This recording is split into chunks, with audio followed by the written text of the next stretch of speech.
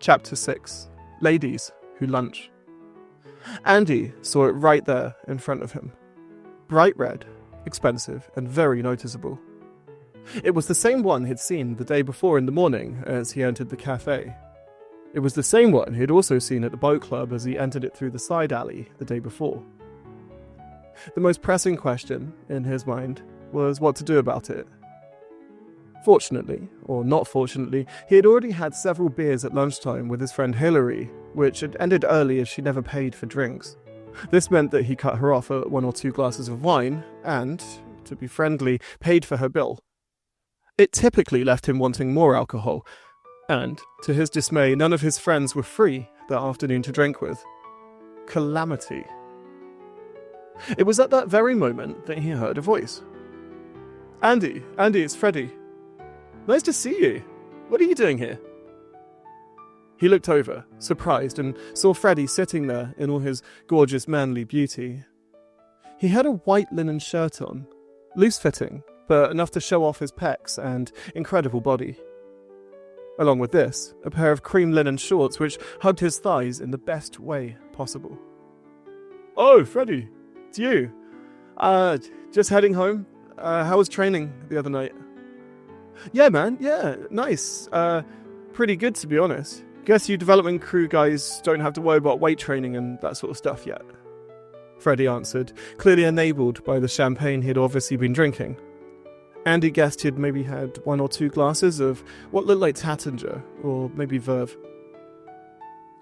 He chuckled to himself. This could be interesting.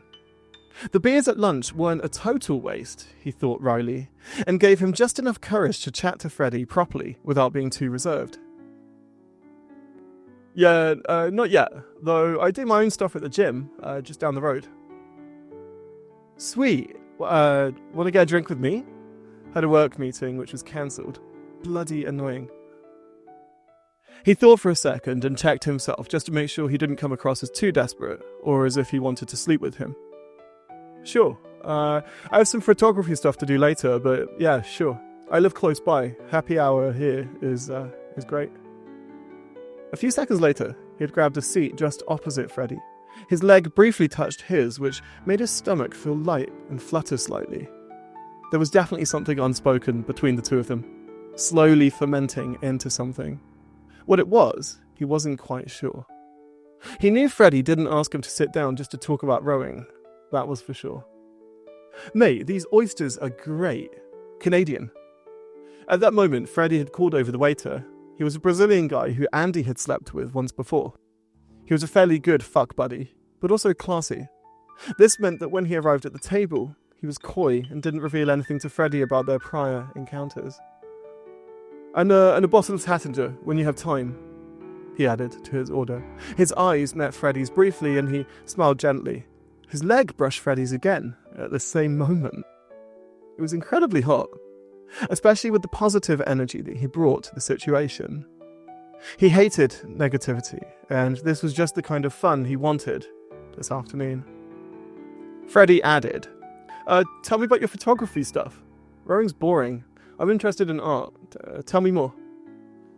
Taken aback at his forthright conversational skills, obviously meaning he worked in sales or finance or something, Andy responded tactfully. Human forms. I photograph human forms, usually black and white or monochrome, and develop them by hand. I just did the show at Somerset House. You know the one? Yeah, I think so. You mean Photo London? Mate, that's huge. Wow. Yeah, it's a big one for sure. At that moment, their waiter arrived with a bucket and a bottle of very cold champagne. He also brought over some more Malpac oysters and some fries.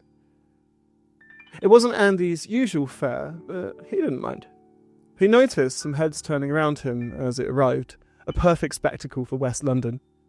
It was times such as this that people loved being out at a restaurant. Seeing champagne arrive at a table instantly changed the atmosphere and vibe in the whole venue. Andy was amused to see whether any other tables would coincidentally order champagne now, in an arbitrarily faux competitive manner. Let's see your stuff then, Freddy asked, pointedly, reaching forward and nudging his phone. Cheers, by the way, he added as the waiter served them a glass of champagne. He reciprocated and lifted the glass to his mouth, noting how Freddy's cheeky smile remained even as he drank from the glass. Andy was fairly sure he knew exactly what kind of photography he did. There was a subtle but untenable tension building. There was also another brief touch under the table, making his cock twitch slightly. His flaccid cock was filled with blood, making him wonder whether Freddy was doing all of this on purpose. Might not be your thing, Freddy. Some of it's a bit revealing, so to speak. Are you sure? I'm down for it, he chuckled, looking down at Andy's phone and nodding in a suggestive kind of way. This cheeky confidence got him hard instantly.